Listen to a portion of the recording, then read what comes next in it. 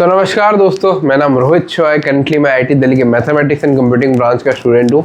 और आज हम लोग बात करेंगे स्पेसिफिकली क्लास 11 स्टूडेंट्स पे जो भी क्लास 12 मूविंग है या जेईई 2027 के लिए एस्पायर कर रहे हैं। और ये वीडियो बहुत ज़्यादा इंपॉर्टेंट रहने वाली है क्योंकि इसमें मैं आपको अपनी लाइफ की जर्नी एंड क्लास 11 अगर आपकी वेस्ट हो जाती है तो यहाँ से कैसे रिकवर करना है वो बताऊंगा। जिन बच्चों को नहीं पता, मेरी खुद की क्लास 11 वेस्ट थी। आप मेरा रिपोर्ट कार्ड भी देख सकते हो, सारे सब्जेक्ट में कितने ग्रेड आए, तो आप उस हिसाब से समझ सकते हो। और जिन बच्चों को नहीं पता, मेरी खुद की क्लास 11 वेस्ट थी। आप मेरा रिपोर्ट कार्ड देख सकते हो, उसमें कितने सब्जेक्ट में क्या ग्रेड आए। और ये एक इकलौती चीज है जो यूट्यूब पे कोई भी नहीं बताता। सब बोलते हैं क्लास 11 वेस्ट होगी, अनटिल एंड अनलेस जिसका खुद का क्लास 11 वेस्ट ना हुआ हो, किसी भैया दीदी का, वो आपको इस बात पे गाइड कर ही नहीं सकता कि क्लास 11 वेस्ट से आप रिकवर कैसे कर सकते हो। मेरी खुद की हो रखी थी, मैं बहुत ज्यादा कंफ्यूज था, कुछ समझ में नहीं आता था। ठीक है, 1-2 महीने तो भटकने में निकल गए मेरे। एंड उसके बाद जब मैंने सुधारने की कोशिश की तब भी मेरे को बहुत टाइम लग गया। तो मैं ये चाहता हूँ कि आप गलती ना करो। दूसरी चीज, मैंने क्लास 11 के स्टडी मटेरियल प्रोवाइड कर दिए और चैनल को सब्सक्राइब कर लेना। मैं बहुत सारे मटेरियल प्रोवाइड करता रहूंगा जो मैंने अपने टाइम में भी जेईई के यूज किए थे, साथ ही साथ अपने नोट्स भी प्रोवाइड करूंगा। यहाँ से वीडियो को स्टार्ट करते हैं। तो सबसे पहली चीज कि भैया क्लास 11 वेस्ट होगी, ये समझ में नहीं आ रहा, रीस्टार्ट वैसे कर रहा हूँ या कोई और किसी और कोचिंग इंस्टीट्यूट के ब्रिज कोर्स से कर रहा हूँ, PW, अनअकैडमी,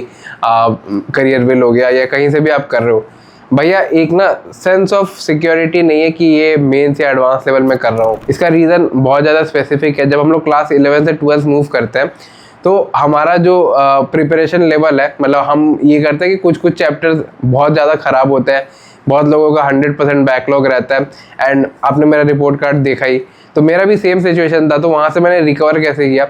सबसे पहली चीज़ तो identify your backlog. Identify your backlog का मतलब क्या है? कि आप जो भी सब्जेक्ट पढ़ रहे हो तो आप उसमें पर्टिकुलर किस में बहुत ज़्यादा बैकलॉग है। कुछ कुछ चैप्टर होता है जो अपन पढ़ते हैं बहुत फर्स्ट टाइम, जैसे काइनेमेटिक्स वगैरह, तो वो चैप्टर थोड़ा बहुत आता है। लेकिन कुछ कुछ चैप्टर होता है SHM, फिर वेव्स हो गया, ये सब चैप्टर तो हम मतलब छूते ही नहीं है ना, बहुत लेट हो जाता है। तो ये सारा जो एक्सट्रीम बैकलॉग है ना, इन चैप्टर को पहले आइडेंटिफाई करके एक कॉपी में लिखो। ये मैं अपना तरीका बता रहा हूँ जो मैंने खुद प्रैक्टिकली फॉलो किया था, ना ही कोई यूट्यूबर भैया दीदी की तरह।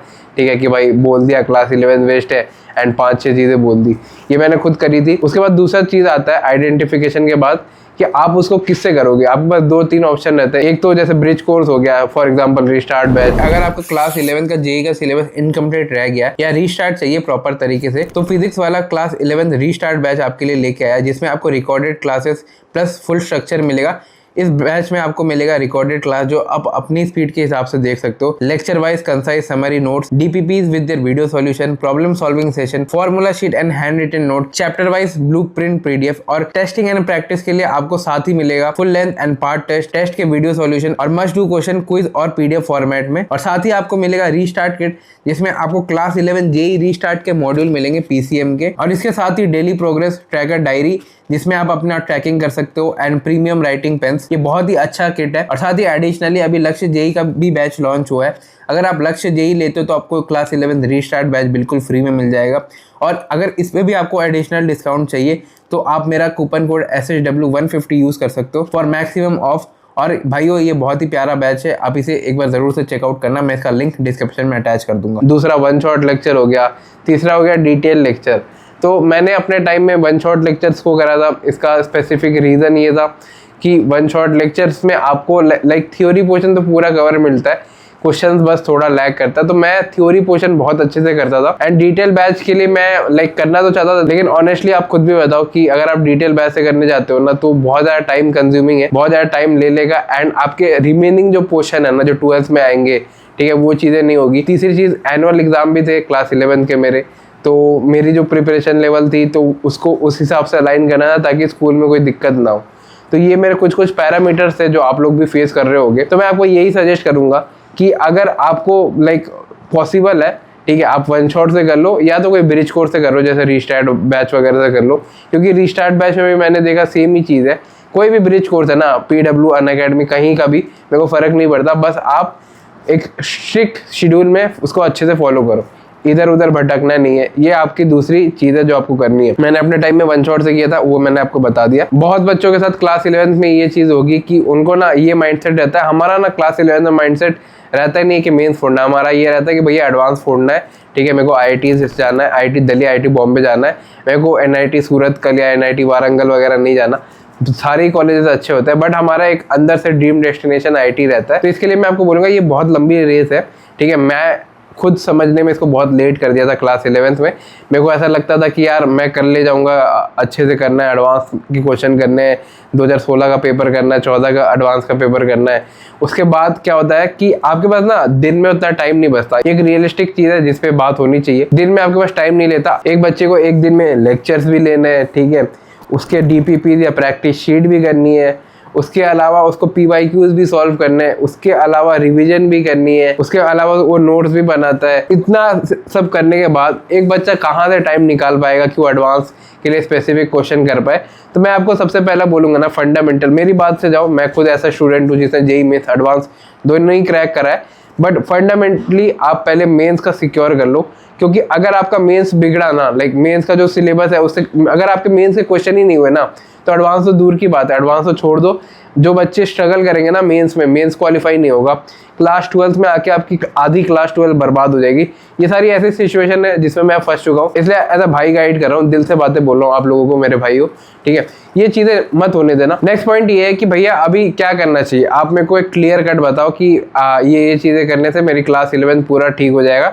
मैं इसमें 3 सेगमेंट कवर करूँगा। एक तो जिन बच्चों का 100% बैकलॉग है, दूसरा जिसका 60 to 70% बैकलॉग है, एंड लास्टली जिसका 20% बैकलॉग है। अब ये क्या करें, सबसे पहले बात कर लेते हैं जिनका 100% बैकलॉग है।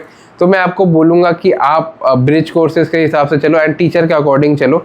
ब्रिज कोर्सेज जैसा मैंने एग्जांपल दिया, रिस्टार्ट के अकॉर्डिंग चलो, एंड आपको इधर उधर ज़्यादा दिमाग लगाने की ज़रूरत नहीं कि भाई मेरा एडवांस हो रहा है नहीं हो रहा। आप स्ट्रिक्टली पहले मेंस को सिक्योर करो, क्योंकि अगर आपका जो फाउंडेशन लेवल स्ट्रांग नहीं होता ना, आप एडवांस कभी कर ही नहीं पाओगे, क्योंकि एडवांस में भी मेंस के कंसेप्ट आते हैं। ये आप खुद भी कोई क्वेश्चन उठा के देख सकते हो। दूसरा आ जाते हैं जिनका 70% या 60% बैकलॉग है, तो उनको मैं स्पेसिफिकली ये रिकमेंड करूंगा कि आप पहले तो आइडेंटिफाई करो हाई वेटेज चैप्टर और लो वेटेज चैप्टर। लो वेटेज चैप्टर मतलब एक लो वेटेज चैप्टर को कैसे आइडेंटिफाई करोगे, लो वेटेज चैप्टर वो हो गया जिससे क्लास 12 में रेलेवेंस उतनी नहीं है, ठीक है, क्लास 11 से कहीं लिंक नहीं है। जैसे एग्जांपल के लिए मैं वेव्स ले लेता हूँ, ठीक है, SHM का भी उतना भी ज़्यादा रोल नहीं है। तो ये सारे चैप्टर्स आप बाद में कर लेना। जो हाई फोकस एरिया है, जैसे इनिशियल मैकेनिक्स पकड़ लो, NLM, वर्क पावर, COM, ठीक है, इसका बहुत अच्छा खासा वेटेज भी होता है। तो इसको आप डिटेल बेस से कवर करो, क्योंकि अगर आपका 60% बैकलॉग है तो आप डिटेल बेस से कर सकते हो, आपको दिक्कत नहीं होगी। मेरा 100% बैकलॉग था, इसलिए मैंने वन शॉट का रूट अपनाया था।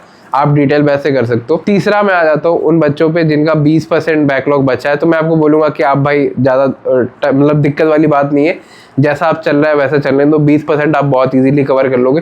ट्राई करो वीक डेज को बहुत अच्छे से यूटिलाइज करने का, सैटरडे संडे को, एंड ज़्यादा इधर उधर भटकने का नहीं है, वरना बहुत ज़्यादा आपने वो चीज़ सुनी होगी कि भाई बहुत साइड से इन्फॉर्मेशन लोगे ना घर का रहोगे ना घाट का रहोगे, ठीक है, ये चीज़ें हैं। और लास्टली क्लास 11 वेस्टेड के लिए एक पर्सनल मेरी टिप रहेगी जिससे मैंने खुद इम्प्रूव करा था, कि आप ना अभी से क्वेश्चन सॉल्विंग की हैबिट डेवलप करो, ठीक है। अब मेरे को नहीं पता आप कैसे करोगे, आप NCERT के क्वेश्चन से स्टार्ट कर सकते हो, आप मेंस के क्वेश्चन से स्टार्ट कर सकते हो, एडवांस का क्वेश्चन अगर आपका मन करे तो उसकी तरफ भी जा सकते हो, लेकिन एक हैबिट डेवलप करो। क्योंकि एस्पिरेंट के साथ दिक्कत ये नहीं है कि उनका बहुत बैकलॉग है या उनको चीज़ें नहीं आती है, टफ लगती है। एस्पिरेंट के साथ सबसे बड़ी दिक्कत है कि उसके पास टाइम बहुत कम है, एंड आपको ये क्वेश्चन सॉल्विंग इसमें फिट करना पड़ेगा। मैं आपको एक चैलेंज देता हूँ, यहाँ से आपको रोज़ 60 क्वेश्चन करने हैं। कुछ भी क्वेश्चन हो सकता है, NCERT के बैक क्वेश्चन हो सकते हैं, मैंने आपको जैसा बताया, जो भी आपका मन करे, एंड मेरे को अपडेट करना है। और दूसरी मैं जो रिस्पॉन्सिबिलिटी लिया हूँ कि इस वीडियो में 5000 लाइक होते ही मैं इस वीडियो के पिन कमेंट या डिस्क्रिप्शन कहीं में भी मैं अटैच कर दूंगा आपको JEE एडवांस के मटेरियल जो मैंने खुद फॉलो किया था, जिससे मेरा IIT दिल्ली में सिलेक्शन हुआ, and formula sheet and formula chart for revision. ये एज अ भाई मैं रिस्पॉन्सिबिलिटी लेता हूँ, बस आप भी थोड़ा रिस्पॉन्सिबिलिटी लेके 5000 लाइक और चैनल को सब्सक्राइब कर लेना, ताकि मैं आपको ये मटेरियल प्रोवाइड कर सकूँ। मेरा कोई भी BS नहीं है, मैं आपसे ये वादा करता हूँ, मैं इस चैनल पे 1 पैनी तक भी चार्ज नहीं करूँगा, 1 रुपया तक भी चार्ज नहीं करूँगा। बस आप मेरे बातों को ध्यान से फॉलो करना। मिलता हूँ किसी और वीडियो में, बाय।